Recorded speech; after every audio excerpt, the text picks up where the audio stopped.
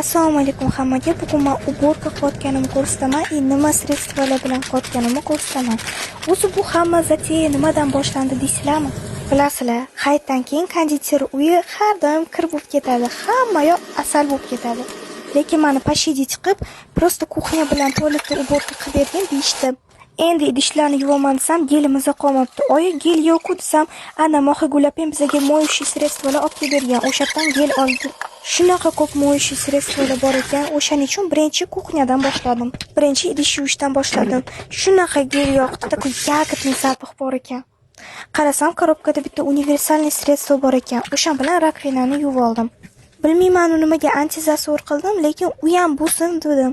Bilmayman nima, lekin nimadir olib pishiq qilib tezgina уборка kuxnyada qilib oldim.